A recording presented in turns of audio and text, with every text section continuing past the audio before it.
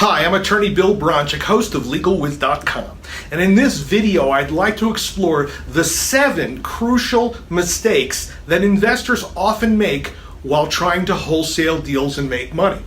Now, to define what I mean by wholesale deals, that is, you find a deal from a motivated seller and then you're going to flip it to another investor, more likely, maybe an owner-occupant, but more likely another investor. And there's basically 2 ways to do that. Well, there's actually, in my arsenal, about 50, but we're going to talk about the main 2. The main 2 are an assignment of the purchase contract or a double closing back-to-back escrow. Okay, so assuming that you're going to sign up a contract and then double close or double escrow, in that process, here are the 7 critical mistakes that you must avoid. Number 1, no agreement with the seller. Oh boy.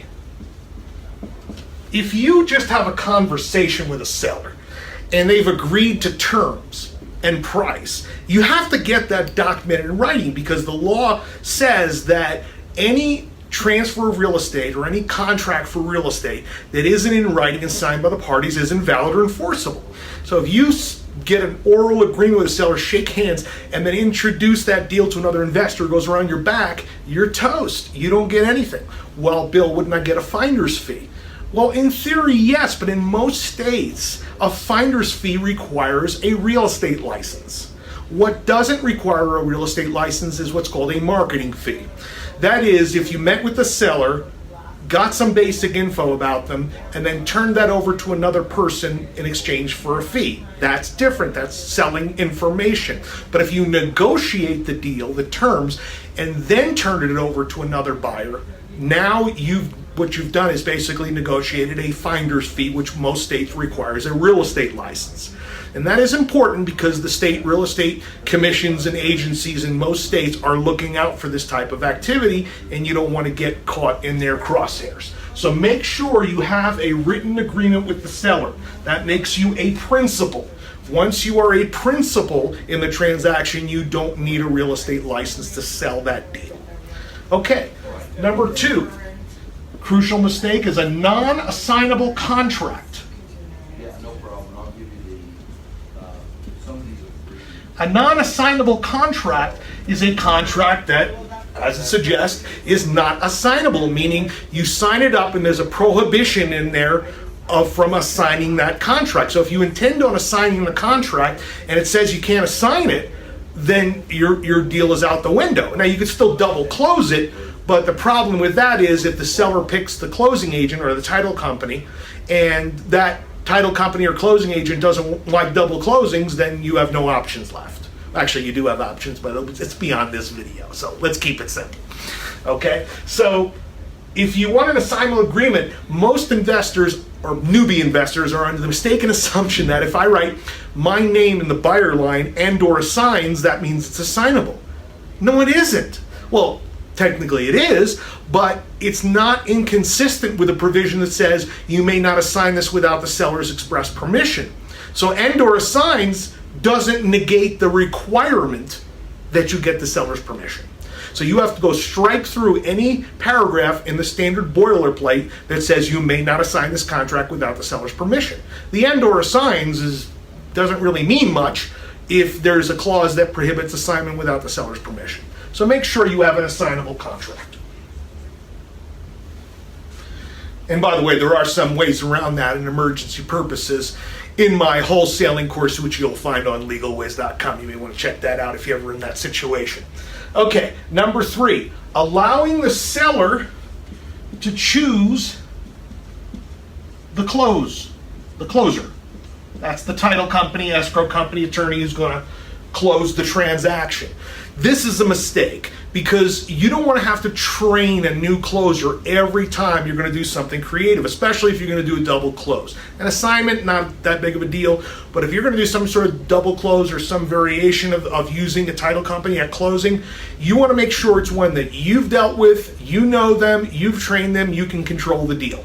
And even if it means, if the seller wants to pick it, and usually the seller doesn't care if they're a motivated seller, but if it's listed with an agent, the agent usually wants to pick the closer because it's someone they're familiar with and they want to keep control. So it's not illegal or uncommon, for that matter, to put a clause in the purchase contract in your offer to say buyer chooses closer. If the seller or the seller's agent balks at that, you say, listen, I'll pick up the closing fee. Closing fees are typically $400 to $600 split between seller and buyer. So for a few $100, is that worth having control of the deal? Absolutely, absolutely. Or offer something crazy like a 50-inch, LED TV. People are really greedy about things like that. They're only like $400 now, by the way, at Best Buy. You can get an open box for less than that.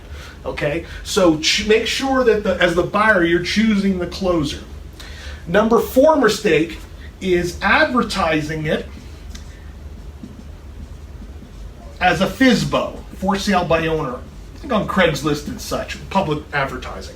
If you're going to your investor list by email, I wouldn't worry about it so much. But if you're going to post it in a public place like Craigslist, again, this is what the real estate commissions are looking out for. This is what they have in their crosshairs, is people who are advertising for sale by owner.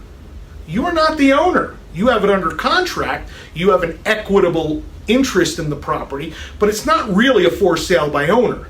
You could say, I have a deal, a wholesale deal, and investors will understand what you mean by that, and that you're either assigning or double closing that deal. That's perfectly okay, but technically this might be splitting hairs, but advertising a for sale by owner is not really accurate, okay? If you say I have a wholesale deal, that's more appropriate. Okay, number 5, crucial mistake that you want to avoid is a naked assignment agreement. What does that mean, a naked one? Naked meaning a bare one. One with no clothes on? No! Typically, and I did this for years, by the way, my assignment agreement was very brief. It just said, I have a purchase contract with this seller dated this date for this property, and for $10,000, I hereby assign it to you. That's a naked assignment agreement.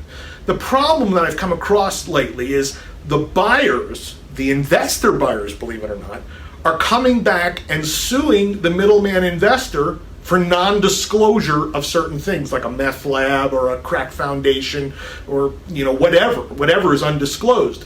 Now, you figure an investor knows it's buyer beware and you should do your own due diligence, but you never can be too careful. So you want to use a nice beefed up disclosure on the assignment that basically absolves you of any liability, and it's as is and yada, yada, yada. Okay, if you're looking for a form like that, you can find it in my wholesaling course available on legalwiz.com. Number 6, not getting express permission to show the property to other people. Now, if the seller's living there, it's very tricky because you don't want them going behind your back. You don't want them getting annoyed. You don't want them to basically blow up the deal for you and say something stupid. Now, if they're not living there, it's very easy. It's not a problem. But either way, you want it in the contract to express written permission to show the property to prospective assignees, tenants, contractors, insurance agents, etc. Okay, so you want to make sure there's no surprises there. And number 7, this is the last one, is not disclosing to the seller that you plan to flip this house or wholesale it. Now, why would you do that? Wouldn't the seller object? Wouldn't the seller say, hey, you're just going to flip this and make a profit? I'm telling you, 99% of motivated sellers could care less. They'd rather you tell them up front that, I may wholesale this to another investor for a quick profit, or I might flip this property and make a profit, or I might buy it and rent it and make a profit. The word profit is the key there, okay? Especially if you're a real estate agent approaching this deal initially as a listing and now you're switching hats, you want to be extra careful that you disclose that you intend to resell, re-rent, or whatever for a profit. And they shouldn't have an objection to that. After all, what business are you in? You're in the business of making a profit. You're an investor. If you were only doing this for no profit, the only objection that someone would have is if their name was Bernie Sanders or something. So disclose clearly in writing that you, as a buyer, intend to resell, reassign, wholesale, etc., or whatever, to another investor. That way, if someone else shows up at closing on the assignment, they're not really surprised. You got to prepare them for these potential hiccups. Okay, so those are the 7 things that you want to avoid wholesaling. Number 1 was not having a written agreement. Number 2 is making sure your contract isn't anti-assignment. Number 3, make sure, no, that's right, seller does not choose the closer. You, as the buyer, choose the closer. I thought I made a mistake there. I did not. Number 4, advertising it publicly as FSBO. Number 5, a naked assignment. That'll get you in trouble. And number 6, not getting the express permission of the seller to show it. And finally, number 7, not disclosing that you intend to wholesale, assign, or flip this property for a profit. I hope you avoid all 7 of these and many more pitfalls on your way to becoming a successful wholesaling investor. This is Bill Bronchick. Thanks for watching.